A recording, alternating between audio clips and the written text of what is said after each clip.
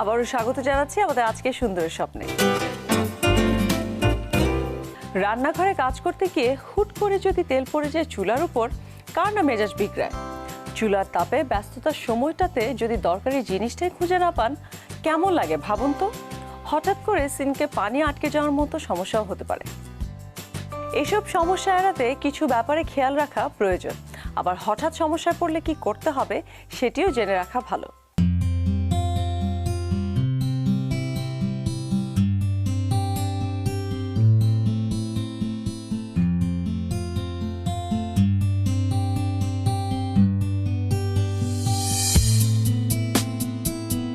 আপনি নিশ্চয়ই ঘর সাজাতে ভালোবাসেন। লিভিং রুম, বেডরুম সব তকতকে করে সাজানো হয়ে গেছে নিশ্চয়ই, কিন্তু সেই সঙ্গে রান্নাঘরটাকেও সুন্দর করে সাজানোর কথা বোধহয় খেয়ালই করেননি। ভেবে দেখেছেন কি আপনি সবচেয়ে বেশি সময় কাটান রান্নাঘরেই? এই রান্নাঘরটা হয় বাড়ির সবচেয়ে ঘুপচিকনে। এটার জন্যই বরাদ্দ থাকে টিমটিমে আলো আর ম্যারমেরে সাজ। কিন্তু রান্নাঘরের হাল ফেরালে দেখবেন আপনার রোজকার কাজের ছন্দটাই কেমন বদলে যাবে, আর মন থাকবে আনন্দে, অথচ এর জন্য খরচও আপনার সাধ্যের মধ্যেই। একটা রান্নাঘর দেখেই কিন্তু বোঝা যায় সেই বাড়ির মানুষের রুচির পরিচয়। রান্নাঘর কেমন হবে?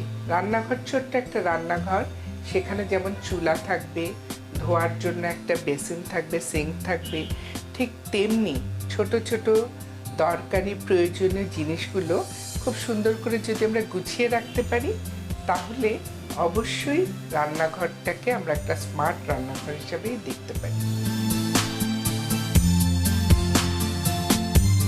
এখনকার দিনে স্বচ্ছ পরিসরে ফ্ল্যাটের মধ্যে কিচেনের জন্য একটা গোটা ঘর পাওয়া অনেক সময় সম্ভব হয়ে ওঠে না। ড্রয়িং ডাইনিং স্পেসের মধ্যেই আয়োজন করতে হয় কিচেনের। কিন্তু তাই বলে আপনার কিচেন স্পেসকে সাজাতে পিছপা হবেন না। এর জন্য বেছে নিন উজ্জ্বল রং, তাহলে রান্নাঘরকে বড় দেখাবে। তাই বলে আবার সাদা রঙের টাইলস ব্যবহার করবেন না, সহজেই নোংরা হবে। বরং বেছে নিন উজ্জ্বল প্যাস্টেল শেডের রং। সিলিং থেকে ঝুলিয়ে দিতে পারেন ল্যাম্পশেড, কিংবা বেতের তৈরি বা জাপানিজ ল্যান্ডশেডও ব্যবহার করতে পারেন। তবে খুব জমকালো কিছু দিয়ে না সাজানোই ভালো। রান্নাঘরে যদি জানালাটা আমাদের বড় হয় এবং আলো বাতাস আসে, তাহলে রান্নাঘরের গুমোট ভাব বা রান্নার যে একটা গন্ধ, আষ্টে গন্ধ, সেটা থাকে না।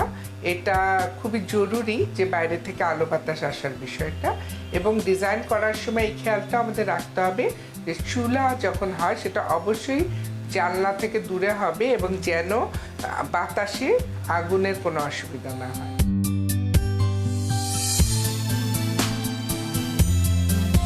ফ্রিজের হাতলে বা মাইক্রোওয়েভ ওভেনের উপর রেখে দিতে পারেন ছোট্ট সফট টয়। ফ্রিজের গায়ে সুন্দর নোটপ্যাড আটকে রাখার বন্দোবস্ত করতে পারেন। এতে দরকারি জিনিসটা কোথায় আছে, রেসিপি বা অন্যান্য দরকারি ব্যাপার নোট করে রাখতে সুবিধে হবে।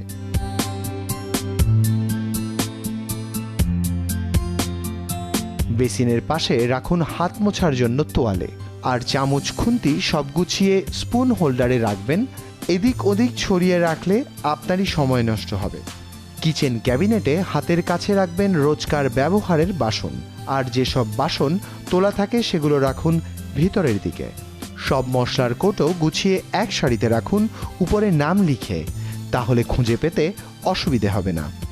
রান্না শেষ হয়ে গেলে সবসময় যেখান থেকে জিনিস নিয়েছেন সেখানেই গুছিয়ে রাখবেন, আর রান্না শুরুর আগে প্রয়োজনীয় সব জিনিস আগে গুছিয়ে নেবেন, তাহলে সুবিধে হবে।